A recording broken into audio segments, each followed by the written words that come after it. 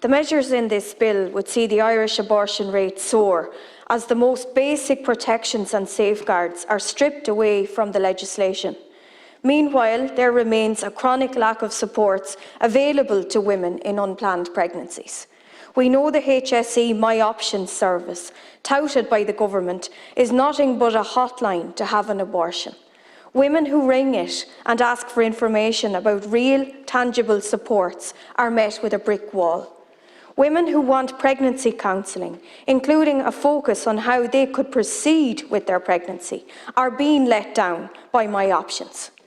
There are documented cases of My Options counsellors when faced with a phone call from a pregnant woman who felt unsure about what to do, advising the woman to make an abortion appointment anyway, even if she later changed her mind.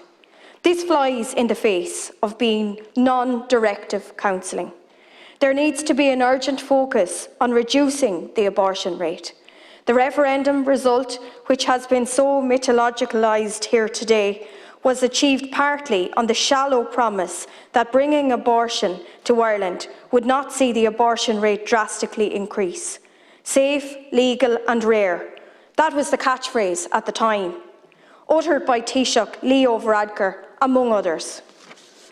Even accounting for Irish women who had abortions in Britain and the IFPA's estimated total of annual abortion pills taken in Ireland pre-2019, there has been a 70% increase in the Irish abortion rate since the introduction of abortion services here. We've seen approximately 28,500 babies aborted in Ireland in just 4 years. This is not just a statistic, but in each case, a personal tragedy and a life lost. Some of the pro-abortion groups in this country have shown their true colours from time to time, such as when the abortion rights campaign celebrated 6,700 abortions.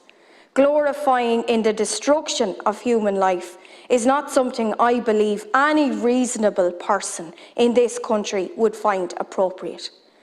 Despite cloaking the nature of abortion in misleading language, the Act still defines a termination of pregnancy as the ending the life of a fetus. Some in this House have well and truly lost sight of that reality.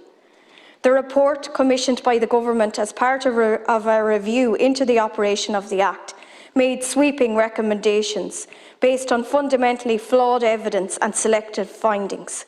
For instance, it's the author's view that the 3-day waiting period should be abolished in its entirety, without merit.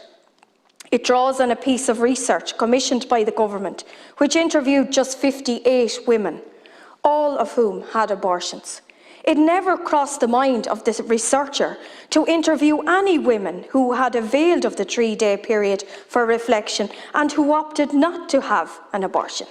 Now, in the interests of fairness and balance, would that not have occurred to the researcher? Of course, if you interview just one side from a small sample, you will get a skewed answer, and you don't need to be a genius to figure that one out. Then, when it came to the issue of statistics for women who made an initial appointment but did not proceed to the second one, the author of the report inexcusably ignored HSE evidence, which showed between 2019 and 2021, approximately 17% of all first appointments made did not result in a second and final appointment. Instead, she cited a non-representative study provided by the pro-abortion group Start Doctors, which found in their small sample that just 2% of women did not proceed to a second appointment. How can we take this report seriously when its author ignores official HSE statistics, which were made aware to her in nearly 3,000 submissions to the public consultation, yet relies solely on a fringe study? It wouldn't be unreasonable to suggest that one set of data was selectively emphasised, as it bolstered the outcome she wanted to see, while conflicting data was cast one side. There are many faults like this in the report, too many to detail here.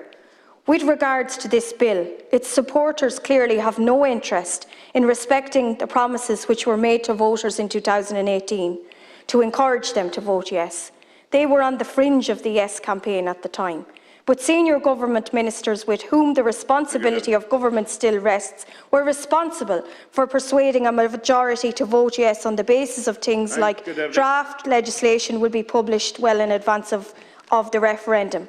It would be deceptive and undemocratic now, after 5 years, when the people can no longer have say over this contentious matter in the form of a referendum, to tear up those promises and institute an even more extreme abortion regime.